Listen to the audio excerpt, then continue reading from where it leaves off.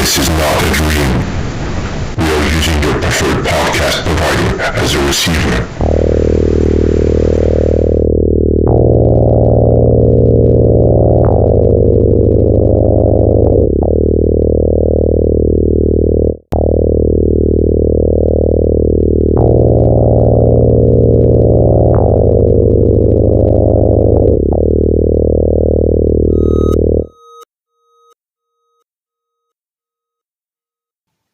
Hello and welcome back to Live from Manchester Morgue, the very British horror podcast in which your two hosts will pick a couple of films and try and sell them to you as a good double bill, thematically, most of the time. And tonight we have an infection fest. Infection. No, we're not taking a whistle-stop Friday night tour of Wigan's nightclub scene. We're watching 28 Days Later and its spiritual successor, MADS. MADS. In all of my research for the film, for this episode, I don't think I ever asked why is it called that. No, and it's weird because it's spelled, it's lowercase MAD, and then the letter S at the end is uppercase. Yeah. But I don't know why. I don't know what the significance is or what the name represents, because when I watched it, I couldn't see anything that links back to the name. I choose to believe that it's just they're all mad, so they're MADS plural. Oh, the mad heads. Yeah. But without the head. Right, got you. That'll be it. So yeah, we'll talk about those in a moment. Bit of news. There's well, I think first we just say R.I.P. Ozzy Osbourne. Yeah. That happened yesterday at the time we were recording. That was I can't say it was a shock, to be fair. No, I didn't think it would happen so soon after his final gig. Yeah, it was the what was the tour called? It was like the not Memorial. Back to the beginning. But yeah. And I watched it with my friend. I say friend, someone I know. They showed like footage of him like backstage, and like I think was it the current singer? Is it someone that sings for them now? No. Okay. I mean, the whole Back to the Beginning gig was just lots and lots of bands playing, and Sabbath played their final set at the end of it. Oh, okay. So everyone was there, like Slayer were there, Mastodon was there, Anthrax was there. It was a good gig. It was really fun. And they all did like a couple of songs each, and they all covered a Black Sabbath song. Oh, cool. But I think Sabbath only did like 4 tunes because Ozzy was obviously old and evidently dying from Parkinson's. Yeah, I was actually surprised that he was, still kicking. Yeah. I mean, he looked old. I mean, he was getting on a bit, and he was obviously very, very poorly. It was just a bit of a shame. But there were some naysayers on Reddit. I mean, it did the rounds on social media. This naysayers on Reddit. I don't believe. I mean, imagine that. There were naysayers on about, was anyone really disappointed with him, with his voice? And I was like, he's fucking 76. Yeah. For fuck's sake, I'm dying of Parkinson's. Even if we didn't know he was on his way out a couple of weeks ago. Yeah. Just fucking take what you can get. The lad's got on stage at 76. And he's not charging with a degenerative disease, and like people are complaining that he's not singing as well as he did 40 years ago. He's not charging £300 a ticket like Oasis are, so I'm still bitter about the Oasis gigs. How much were Oasis tickets in the end? Well, thousands, weren't they? So it was I got out of the queue at the surge pricing, so it was £150 normally, or going up to 350 or something, which is ridiculous. No, well, fuck that. For all standing at Heaton Park. I don't want to stand in Heaton Park when it's empty. Hey, they've got a nice farm bit in Heaton Park, though, and you can feed squirrels in there. There's loads of them. And alpacas. Alpacas, yeah. But yeah, I've stood there surrounded by squirrels and I've been climbing up my legs before. It's like being the squirrel king. It's great. Anyway, so R.I.P. Ozzy, that was really sad. Yeah. Speaking of Hellraisers, see what I did there? I did. It was also just announced, weirdly, about 2 hours before this whole awful news broke. Well, it wasn't announced, but the trailer for the new and upcoming Hellraiser game. Yeah. It was dropped yesterday. It's called like Hellraiser Revival or something? Revival, yeah. Yeah. Well, there's been a big rights thing because Clive Barker obviously famously didn't have the rights for years, which led them to... Yeah. So basically, I think it was Miramax had them, and that's why we had all those really terrible sequels just to retain the rights, essentially, just to keep the IP. And I think he's recently got the rights back, which is why it's emblazoned with Clive Barker's Hellraiser Revival, because it is back in his hands now. And he's had a lot of involvement in games. Because what was that one he did? Jericho. Yeah. Before that, he had Clive Barker's Undying. Undying was really good. Jericho was a bit of a mess, but it's still like an interesting game. I never played either of them, to be honest. Yeah, Jericho's good. I played I played Jericho PS3 era, like Unreal shooter. My favourite bit is one of the characters is a priest, and one of his like canned bits of dialogue is "Praise the Lord and pass the ammunition," and he says that about 1 million times. It never gets old. Oh right, okay. Because I could see how that would get old after a bit of time. No, I didn't. So yeah, that's exciting because Doug Bradley seems to be back as voicing Pinhead or the Hell Priest, depending on how you want to call him. Oh yes. So there's that. The Christopher Young score was back as like all the orchestral stuff. That sounded good. It's apparently not a survival. It's not a multiplayer thing. Apparently, it's its own standalone story. It's a single player. I'm hoping so. Well, Saber are the ones who did the Evil Dead game, which was a lot of fun, but they don't update anymore. They abandoned it fairly quickly. Yeah, and I don't think they'll make the same mistake twice, so they'll keep it single player. Hopefully it will just be its own game and I don't have to play with anyone else because I don't like people. No. But yeah, it looks really good. It's very gory. I mean, it straight up opens with people making babies in the full nip. Yeah. So it's going to be that from there on out you think, well, it says scenes may be inappropriate for children, and then it's just shagging straight away. Obviously, because it's a right into game, it. Yeah. Well, yeah. I hope so. I like some of the scenes. It seems like we're going into the hell dimension. It looks like it. Yeah, the Leviathan from Hellraiser 2. From Hellraiser 2, yeah. Very cool. There's some big fleshy monster that looks like a giant made of arms or something. It looks really cool. So that's exciting. We're going to be getting that. Yeah, I'm definitely getting it. Well, there was like was it a Leviathan edition or something? They're doing the Hawking special editions of it, and you can get like an art print signed by Clive Barker. Oh. And there's like a statue, the statue from, was it the third one? Yeah. The pillar. The pillar. It's supposed to be like that, but it's got a Cenobite on each of the four sides of it, and the box on the top. No, take my money. Things, and it was like $250. It wasn't that expensive, really. Wasn't that expensive? Well, that's not expensive. No, for Clive Barker's signature and all the memorabilia that was in it. I mean, you can get special edition stuff for way more than that. That's very true. For $250 didn't seem steep for an autograph of Clive Barker among the things. It's not, for a big fan. I didn't buy it. It would seem to be only available in America anyway. Fucking America. Yeah, Americans. We love you. So, and then there's Werewolf. Werewolf, the Aaron Taylor Johnson and Lily Rose Depp apparently starring new Robert Eggers period piece about a werewolf, but he's spelled it like WERWULF.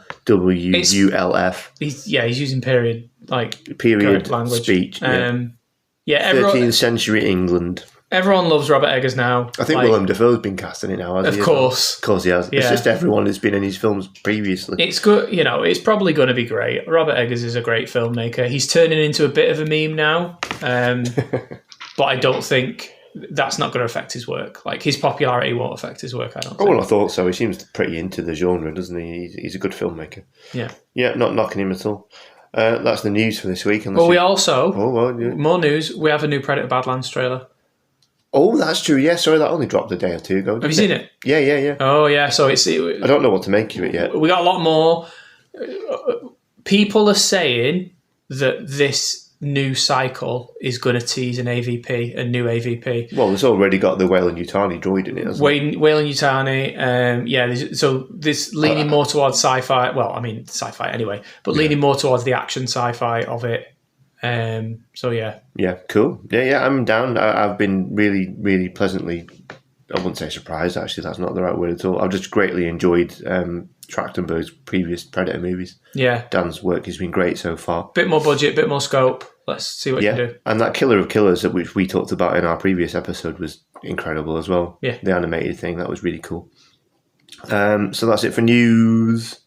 We got some feedback since the last episode. I think this first comment, this was a Reddit user, and this was in response to the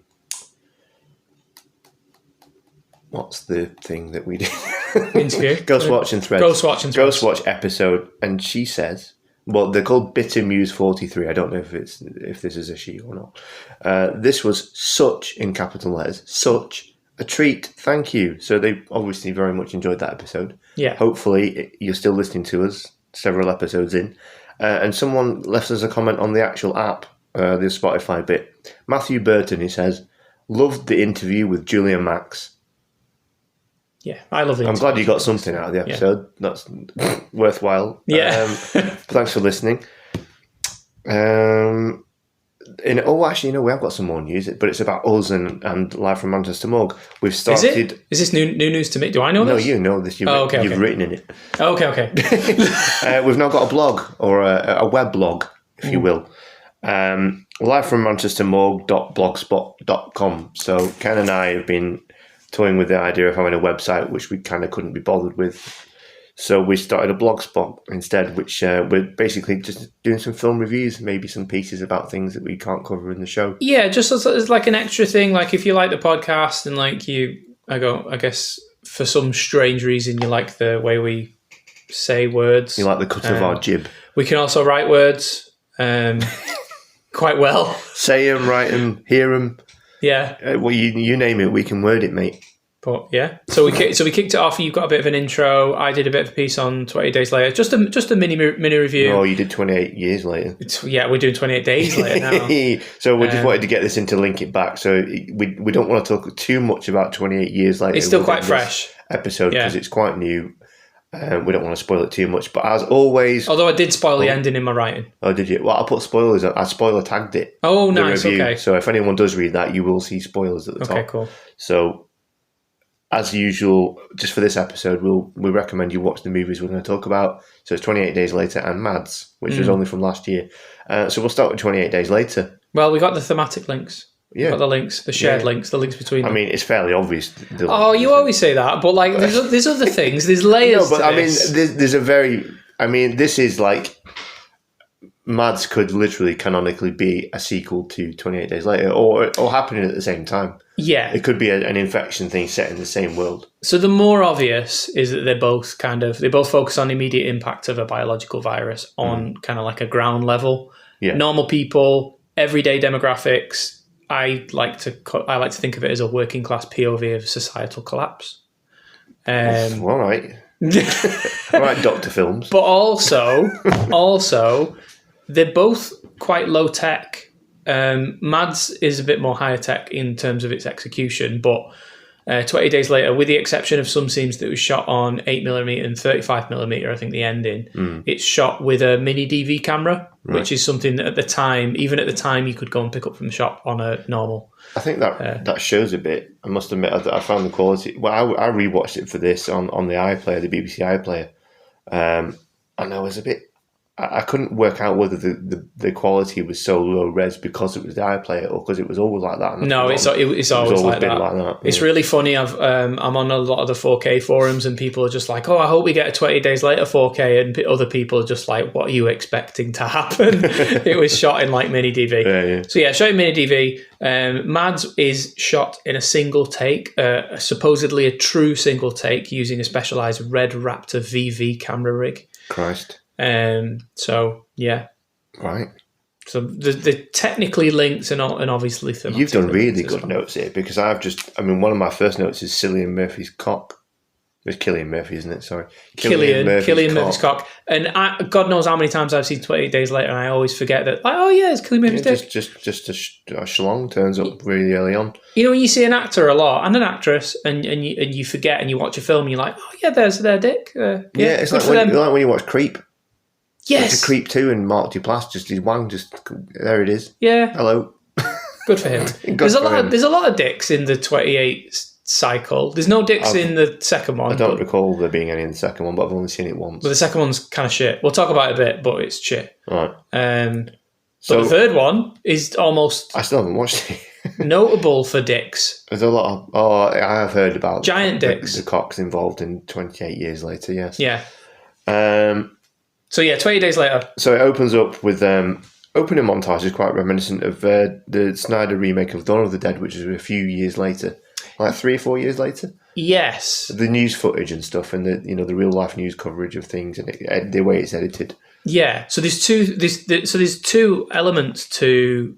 So this is Danny Boyle, amazing Mancunian filmmaker, and Alex Garland, who everyone knows about now. Yep. Still relatively unknown back then. This was before Ex Machina, before all these kind of big things.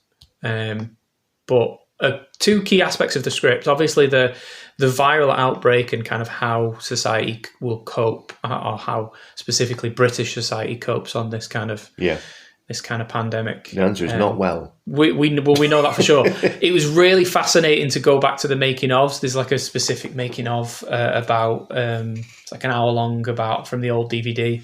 And it's so funny to hear these actors and these filmmakers go like, I wonder what would happen if a pandemic, like how would society, like we know now everyone's a dickhead. Yeah, everyone makes stupid fucking decisions. Yeah. And the other aspect of it, which I kind of always take for granted, but now I think is a bit more prevalent. Obviously it opens with the violent imagery of rioting and war, and then it pulls out and you find that the monkey who is like patient zero is being infected by these images. Yes. And of course that's another parallel to current times where like society is being kind of constantly bombarded with the war in the Middle East, the war in the Ukraine, the war in all sorts of other countries, insurrections in the White House, and all this sort of stuff. So it's interesting that the virus that causes the outbreak in 28 Days Later is the rage virus, but it's quite literally a rage virus. The scientist at the beginning says in order to cure... You must understand. You must understand. Yeah. So it's infecting these monkeys with violence, which is then passed on to humans. Yeah. So, and then the vegans arrive. Yeah, and ruin everything for everyone. I'm not disparaging vegans. I just mean they must be vegans to do what they do, which is to liberate these chimps and animals, which is a fairly noble idea. I like how I almost immediately started to disparage vegans and you were going down the... I'm not going to disparage vegans. I think they're cool. No, vegans are fine. But yeah, I mean, it's a stupid plan in this case because liberating the monkeys just seems to be going against everything that the literal doctor scientist chap, played by David Schneider,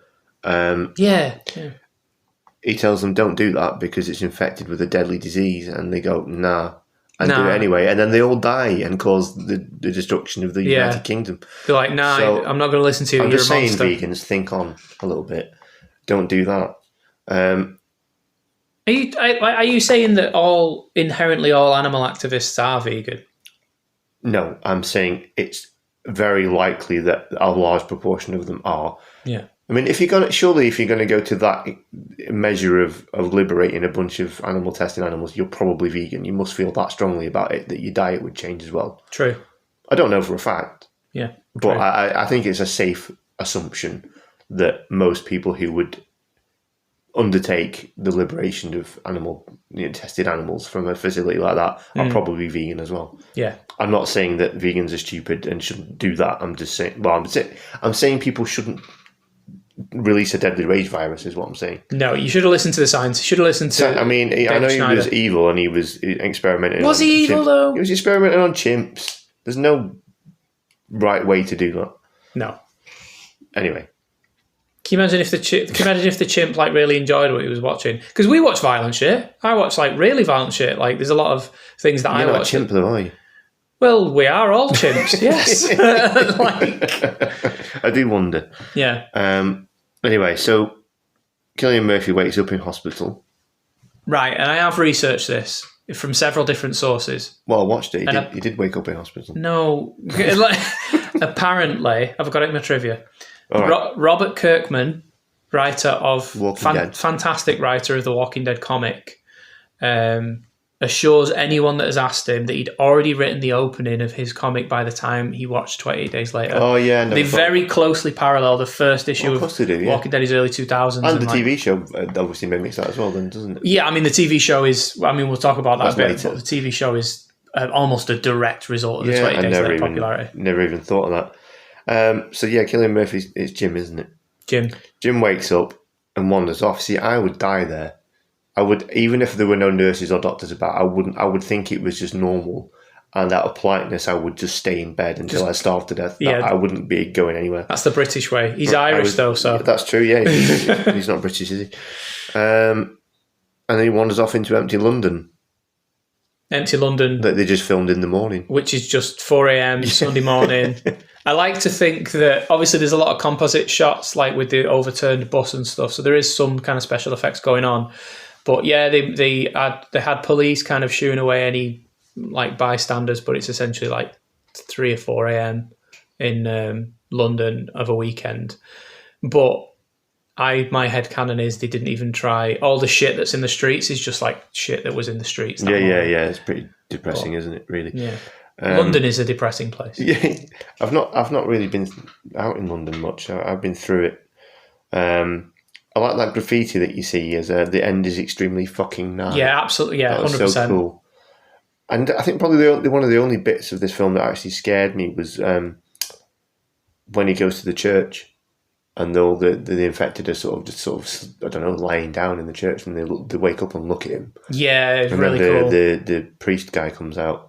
And he's sort of stumbling along, going, making noises. That I didn't like that. Yeah, Freaked me out. the infected are really cool. Yeah. It started a years-long debate in the zombie community about fast zombies versus slow zombies. Well, see, I've had this discussion with friends before about whether there's still a debate about people who won't call it a zombie film. Danny Boyle famously wouldn't call it a zombie film. Alex Garland says it's a zombie film, and he wrote the script. So. Well, there you go. I mean, the thing is, I don't know what the difference is necessarily. I get that they're not technically not the undead, but the argument is that it's an infection film, which it is. But surely zombie films are just infection films because you turn into zombies by being bitten by zombies. Yeah, it's like, is it the removal of sentience?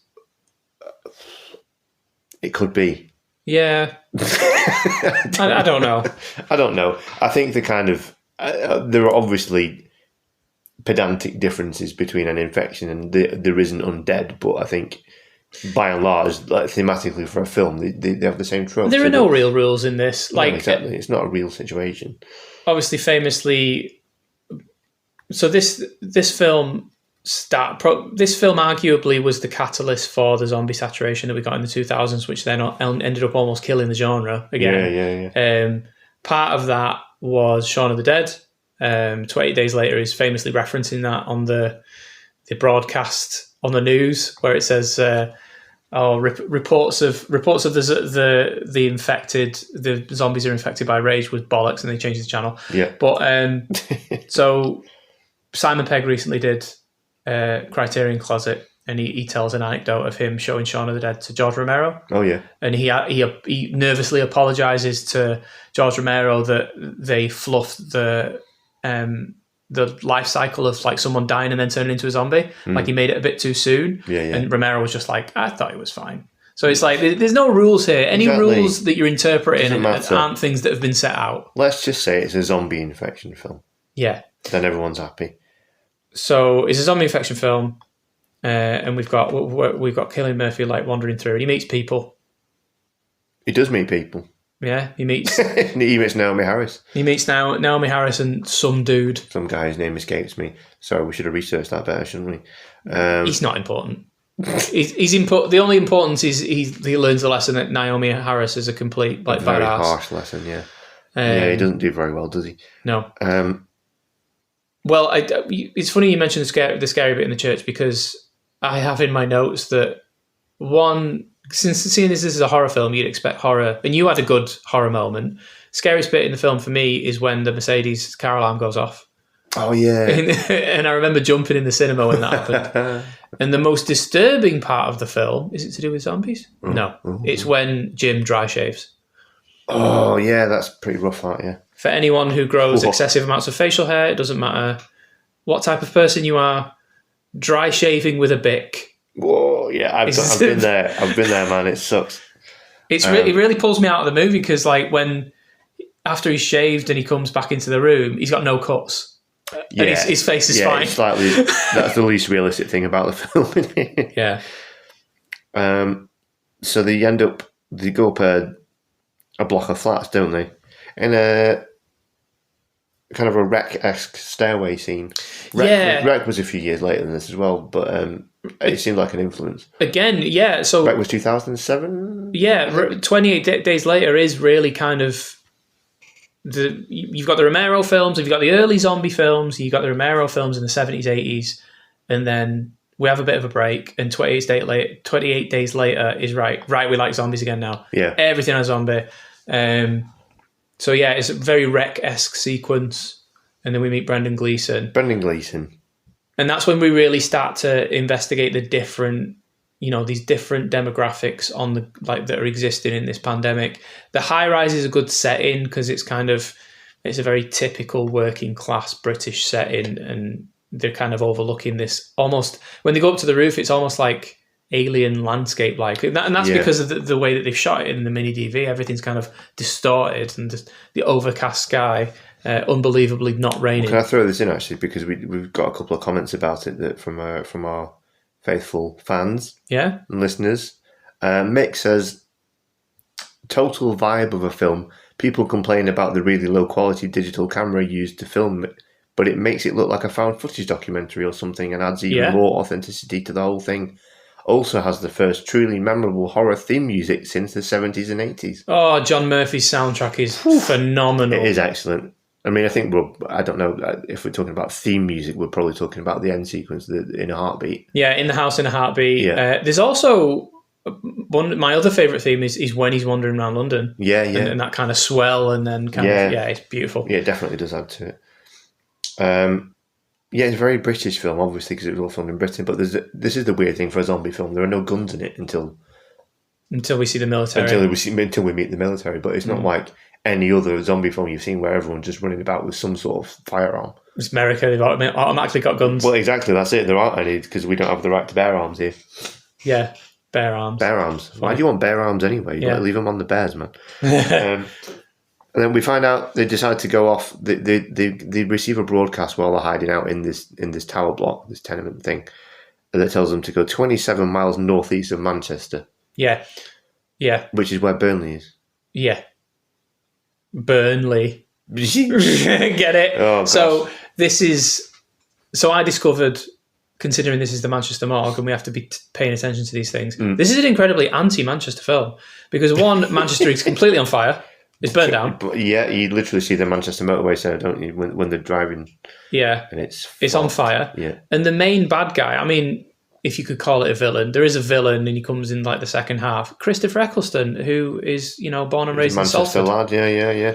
His mum lives around the corner from me in Langworthy in Salford. I'll just dox myself there. Oh, Christ. Well, keep trying doors until don't worry, we'll get cancelled soon. No one will listen to us. Yeah. After that vegan... After that vegan thing, I'm used to slagging off Wigan at the beginning. Yeah. And if you are from Wigan, I'm really sorry. But it's a fucking nightmare. Yeah. So what do the military do when we meet them? They start singing about Chips. Oh, God. I love that scene when I rewatched it because I'm a big fan of Chips. Yeah. The most annoying Cockney actor that they could have got to play that one soldier, that one squaddy. I mean, squaddies are annoying anyway, and I hope there's no squaddies kind of... Oh my God, we're just alienating everyone. I know. No, well, like, boisterous squaddies as they're depicted in movies are annoying. And, I've been in places where squaddies have been causing fights and trouble, it does happen. Well, it's that kind of... If you don't do that as a squaddie, then we're not having a go at you. Yeah. So, and if you're not a vegan who's going to release a rage virus, we're not having a go at you either. Yeah, exactly.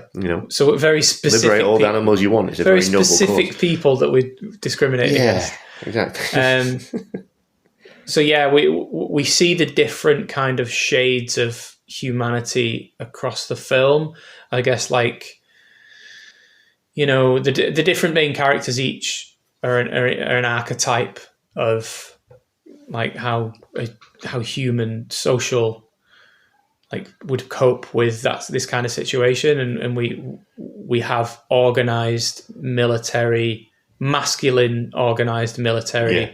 When we get to Christopher Eccleston and the barracks, they're in a big ornate mansion, so obviously they represent the high class as well. Right? Yeah, sure.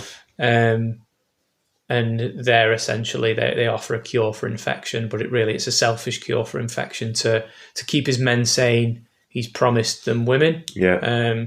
So obviously by this time we have two female characters, one an underage girl. Yeah. And then the film kind of in the back half takes kind of a bit of a flip where Jim himself gives in to this kind of primal rage-filled nature.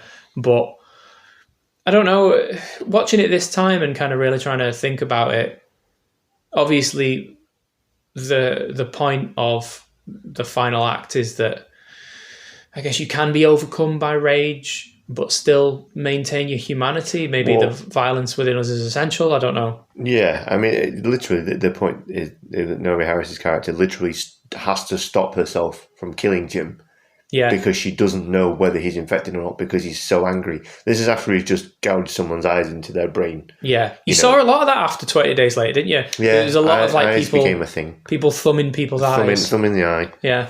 Yeah. Grim, that, isn't it? But yeah, and then there's an alternate ending. I don't know if you've seen it. You probably have, haven't you? There's a couple, yeah. I've only seen one. One is that Jim is no longer around. Yeah. But I don't think it elaborates on what happened to him. I think you just assume he died after he gets shot. Yeah. There's another alternate ending where Frank, Brendan Gleeson's character, is cured. Oh, right. So they have that storyboarded. He was an idiot. Why would you... knowing how the infection spreads at this point, because, I mean, he's been really careful in barricading himself into, like, this tenement and everything. Yeah. Seeing a corpse above you and then kicking a thing to make a bird fly away as if that wasn't inherently dangerous. He takes a bit of a chance. He's a bit pissed off, isn't he, that they've not really found anything. Yeah, but I mean, still, it was a stupid decision. But they have a storyboarded alternate ending, and there's a great, if anyone has the DVD, dig it out.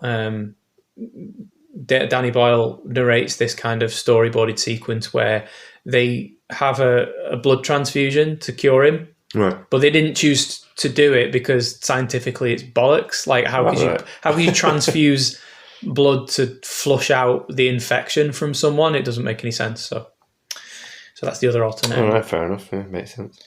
Yeah, I mean it's kind of it ends on an upper, doesn't it? I guess. I mean, society. You think there's a hint that society is going to become at least going to survive.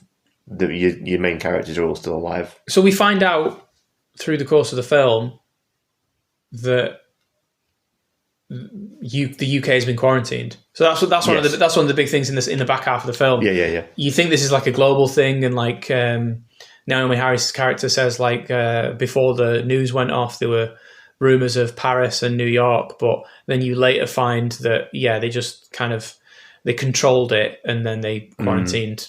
Country Zero, which is us. Yeah. And there's a great scene which I had in my trivia, which is the good military guy who gets like chained up and killed, Jim. Oh yeah. Scottish Jim. Is he called Jim as well? I think he's got. Oh no, is he called Jim? No, he's called. Surely not. Surely Alex Garland. No, he's not called Jim. He's not called Jim. Double Jimmy. I was looking at the wrong part of my notes. I can't remember what he's called. Scottish guy. Scottish fella. All right. He's the nice one. He's the moral backbone. He is the moral backbone, yeah. They have that wonderful conversation at the dinner table about normality and Christopher Eccleston's people killing people, which is interestingly maybe true. But anyway, moving on. But yeah, at one point they're chained up in the basement and the sound comes in as he's waffling onto himself. And the sound comes in just long enough for him to say they're sat at home watching the fucking Simpsons. However, some kind humans have isolated the audio in that scene, and when you can't really hear what he's saying, he's quoting his favourite part of The Simpsons, which is also from pretty much my favourite episode of The Simpsons, Treehouse of Horror 2. Oh, yeah. Or 3? The one with the zombies. It's the zombie episode. What, brains, no brains? Yeah, exactly. And he's quoting the King Kong riff where Smithers says, I think women and semen don't mix. And that's that bit. So I don't get it. Yeah. So he says that's my favourite part of The Simpsons. Well, there's an irony there as well. If it's the same Simpsons episode I'm thinking of, there's one where the zombies are looking for brains. Yeah. And they're saying, get Homer, no brains. Yeah. The zombies didn't want brains until the Return of the Living Dead. Exactly. Which is the first time I saw running zombies, which predates 28 Days Later. Yep. They can run like fucking that. They can run even the little fellow with no legs runs in that. And that is it's co-written by Joe Russo, who's like the co-creator of the Night of the Living Dead. Oh, yeah. There's a lot of links to Night of the Living Dead. Yeah. It got very complicated, I think. The right split, wasn't it? Yeah. We'll talk about that another time. We should. It's quite convoluted. It's literally my favourite film of all time, Return of the Living Dead. I'm wearing shorts of Return of the Living Dead right now. Dawn of the Dead is my favourite horror of all time, which you don't prefer, which is insane to me. I don't prefer it to Return of the Living Dead, no. It's the greatest zombie film ever made. Well, I don't think it is. I think it's Return of the Living Dead. Well, it wouldn't exist. Let's just leave it at that because we're not rage-filled zombies. So not yet. No. I mean, to be fair, Return of the Living Dead is literally, it's spiritually, it wouldn't exist without the Romero films, would it? Yeah. It's literally a sequel in It some is literally a regards. sequel, yes. In terms of intellectual property, it's literally a sequel. Yeah. And they even reference it, don't they? Yeah. So anyway, what you were just saying about them talking about how there were infections in, where was it, Paris and... New York and Paris. That's where the headcanon comes in, because MADS, the film we're going to talk about next, is also in Paris or thereabouts. Oh, is that where you're going? Yeah, well, that's just another link, isn't it? Yeah. I mean, if you're thinking about it in terms of, if you ignore the gap in technology that obviously people have smartphones now, which they didn't have when 28 Days Later was made. Yeah. If MADS was sort of 20 years older or whatever, it would literally just be a sequel or happening at the same time.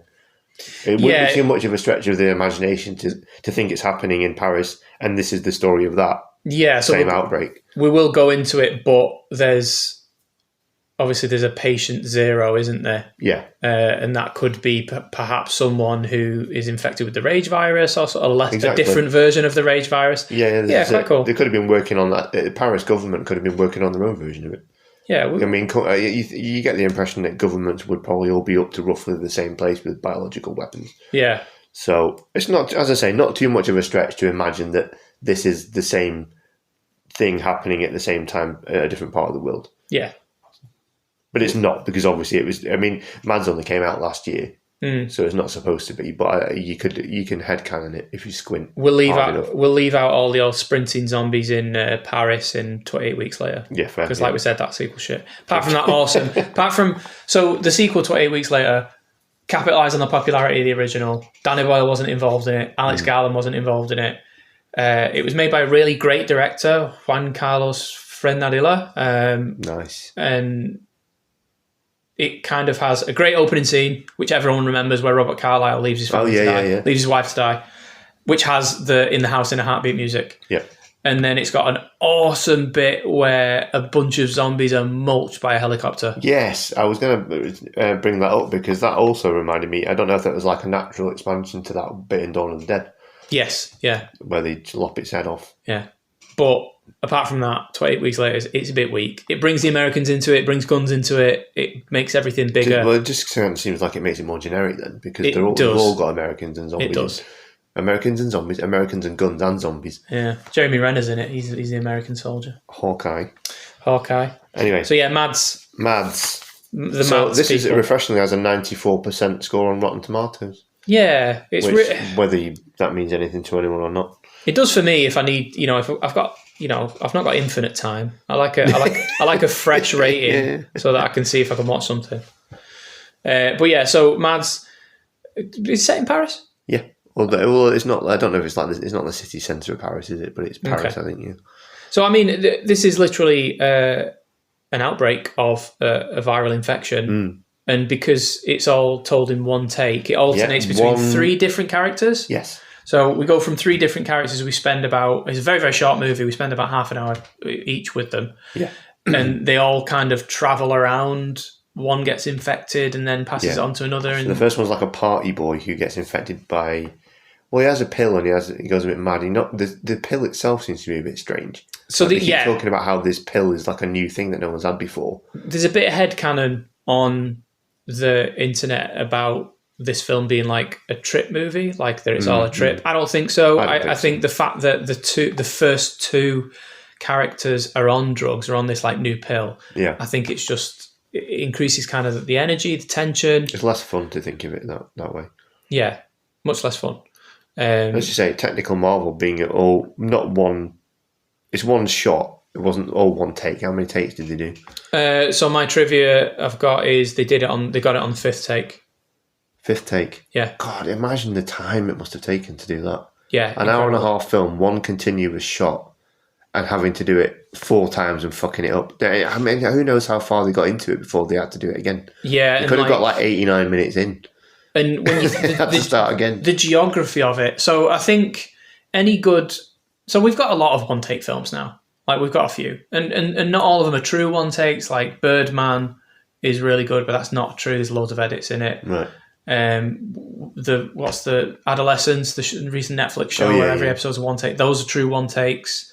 Those are really impressive. I think the real kind of what makes a oneer hold one a movie kind of impressive is if you get to a point in the movie and you suddenly have this realization, fuck me, it's still been one take. Yeah, because like a lot of movies you don't really care because the whole the process, the motion of it is kind of conducive to actual, our visual grammar.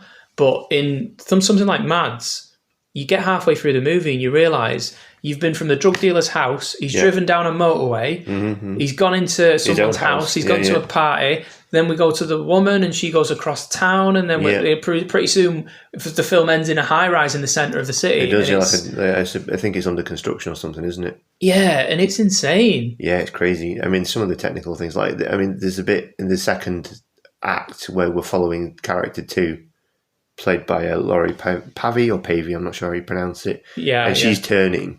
Because the thing is, this is as well, you don't really know what the infection is. It's not defined as a rage virus or whatever. People are just turning and they're getting really aggro and becoming violent. And their eyes go a bit funny. Their eyes have like a tint to them. Yeah, there's a bit of blood involved as well. There's a bit of there's blood, so you don't really know what it is. They could be tinted with a vampire virus or a zombie virus, or it's just something that the government's made up. And that's why the drug works. That's why it works that the first 2 characters are on drugs, because you don't really know if this new experimental drug is doing it. They could just be wigging out because they're on some weird new drug. But Laurie, her character just is terrifying. Which the way she goes from like ecstatic to terrified to ecstatic to just feral. Yeah, so sometimes in the same like 3 lines or something. She's on the back of the moped with her mate. Yeah, that's a great bit. And she's crazy, like, but she's like licking her and stuff, and touching her with all like blood all over her hands and stuff. Just being weird. Yeah, and the noises she makes, like she's like hissing and growling and stuff like an animal. It's really fucking great performance. So really interesting. So this was directed by David Moreau. It's probably a mispronunciation. He directed a really great. Do you remember the hoodie horror trend of the early 2000s where it was like Attack the Block and shit. Attack the Block and Eden Lake. And yeah. He made a great film called Eel, which is them basically. Oh right, I haven't. So that's like people terrorized by like hoodies. Incredible film. He also made the American remake of Danny and Oxide Pang's The Eye with Jessica Alba, which is a bit shit. But, he's been making great films for a while now. Sorry, he remade The Eye? He did, yeah. Or The Eye was with Jessica Alba was the remake? The Eye with Jessica Alba was the remake. The original The Eye... It's a French one? No. No, it was Chinese. Yeah.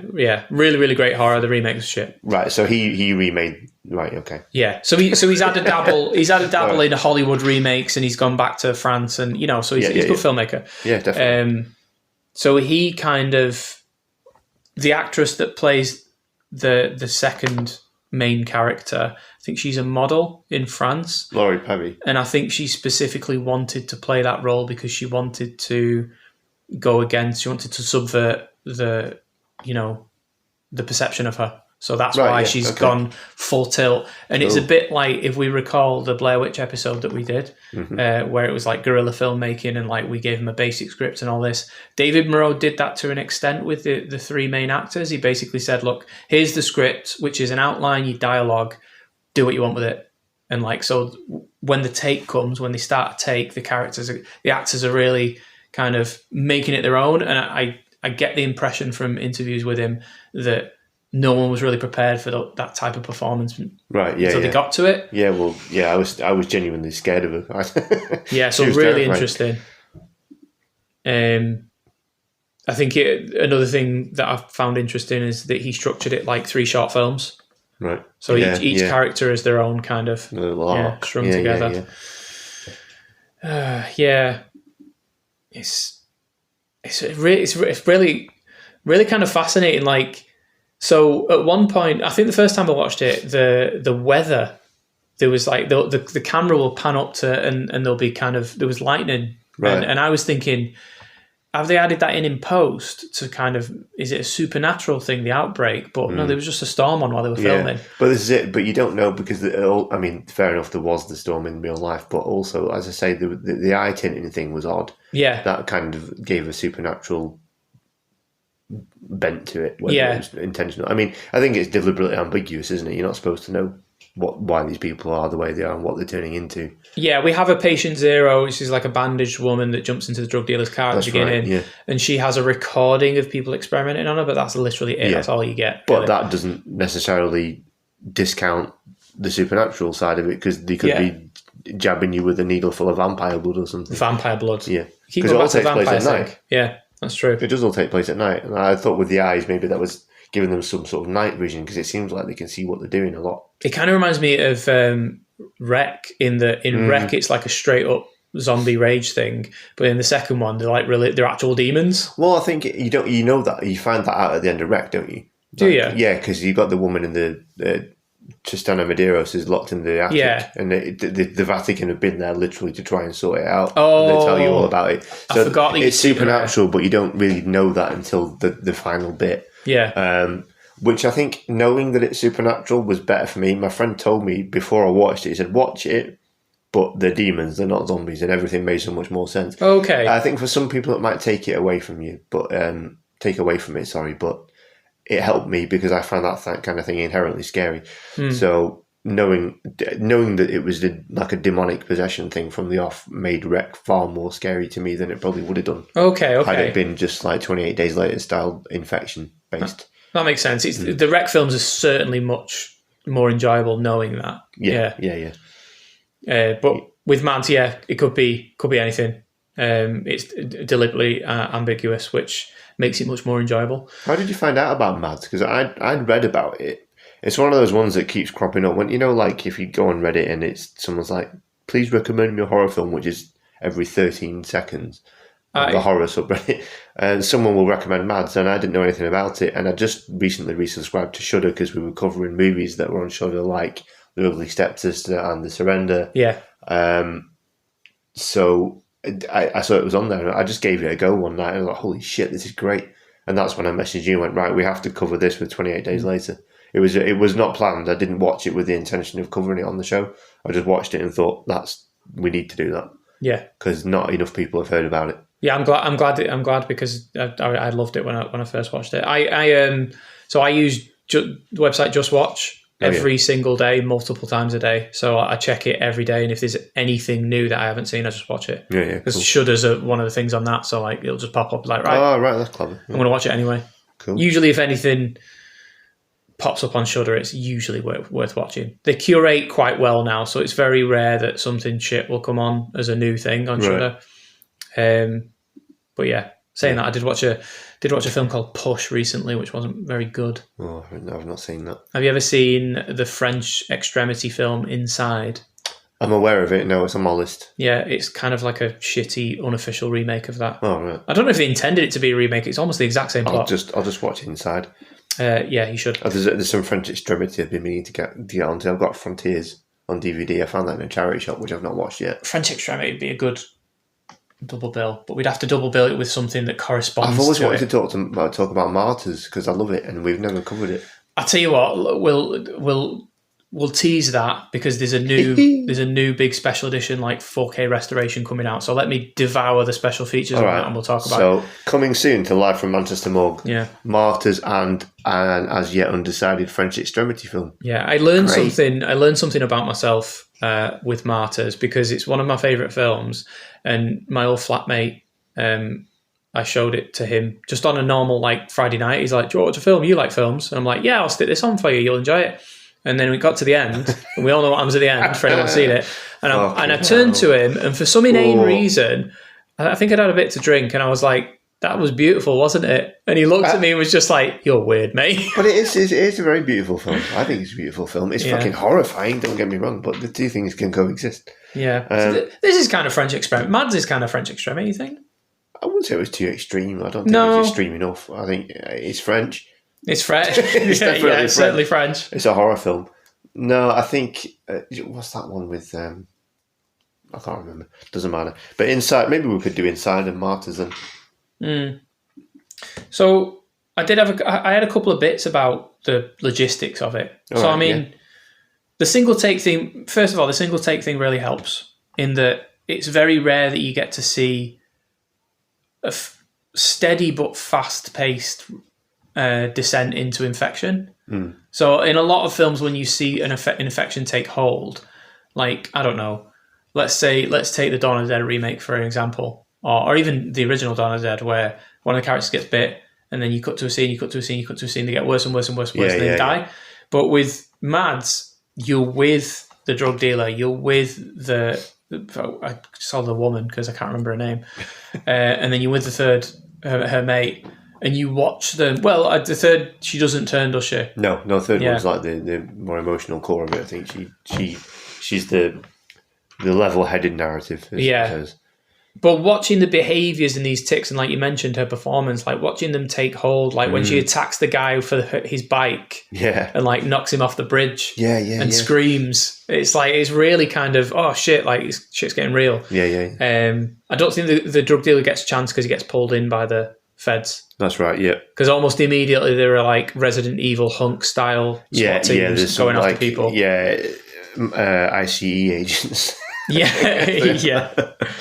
And another thing is like the motion of it. So like the director David Moreau, he said he wanted it to feel halfway between handheld and more kind of rigid, like actual conventional filmmaking. I think it really works because if they would have gone full handheld with it, with the one take, it would have been really irritating. Like, it would have been moving all the time, and there are films that do that. Like, most found footage films will do that. Well, Wreck is a good example. But with MADS, the camera is steady when it needs to be. Like, even when there's violence or an infection is taking hold, we're straight on. And it's hard to have that as a conceit as well, because who's always filming for an hour and a half? If you want to do a single take film, why would someone be filming it? Yeah, exactly. Yeah, it works in Wreck because they've got body cameras on and stuff. That's how it works. Yeah, it doesn't work when you've got 3 different characters running across Paris for an hour and a half.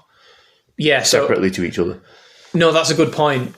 So in it being a one shot, it would be easy to make it a found footage, but in not making it found footage, they need to control that motion more. They need to kind of, Well, another way they could have done it is we recently discovered a film called Savage Land. Yes. Which would also probably be a really good double bill with MADS, actually. Won't go too into depth with that because I'd like to cover that sometime. It's one of those, again, I don't think enough people have seen it and I want to champion it. But that is done more in it's found footage in the same way that Lake Mungo is found footage, and it's a documentary where you watch the footage that's been found as part of the documentary rather than it just being a bunch of stuff that someone's found. Yeah. Like the Blair Witch Project. It's like evidence, materials and paperwork. And I do like that. It's the documentarian type. Well, this is it. It still qualifies as found footage because there's found footage in it. Yeah. But the central premise is that it's a documentary putting it all together. Lake Mungo, Savage Land? Is that a double bill? That could be a great double bill, yeah. In fact, you know what? Did you just plan your own episode? No, I think I've written I've got an ongoing list of potential episodes, and I'm sure I've got Lake Mungo with something, but I don't think it was Savage Land. I can't remember what it was now. It might have been Noroi, the Curse, the Japanese one. Oh yeah, I love that film. Yeah, so that or Savage Land at some point. We could have a East Asian sojourn as well. We've got plenty of things we could cover. Incantation is a good one. Oh fuck yeah, because that scared the shit out of me. Yeah, Incantation would be a good one. We're going to do a Halloween episode because it's creeping up. Nearly August. When you said that, it sounded like you were just like telling people as if they couldn't do anything about it. Like, we're just going to do one. We're just going to do one. You better like it. Yeah. You better tune in. So next up, sorry, Ken, have you finished with the MADS? I might have finished. I haven't got anything to add. I might not have finished. Well, I've exhausted my notes, and my brain can't extend beyond my notes. So. That's fine. I've not written anything else. We'll call it a day there. Thanks for tuning in. We hope you've enjoyed it. If you did, consider telling your horror-minded friends about us, because that's how we grow as a podcast. Word of mouth is very, very helpful. Leave us a rating. Unless it's like 1 star. We only want 5-star ratings. Only 5 stars. Only 5 stars. Yeah, otherwise fuck off. And if this is your first episode, go back and check out the others. We've got a couple of good interviews. We know what we're doing just about now. You can go back and listen to the difference in quality between episode 1 and this, which is episode 7 or something. Yeah, don't know where we're up to. But thanks for tuning in. We'll be back in 2 weeks with another. We haven't quite decided which one the next 2 weeks is going to be yet, have we? Another episode. Definitely we're going to do another episode, so hold on to your hats for that.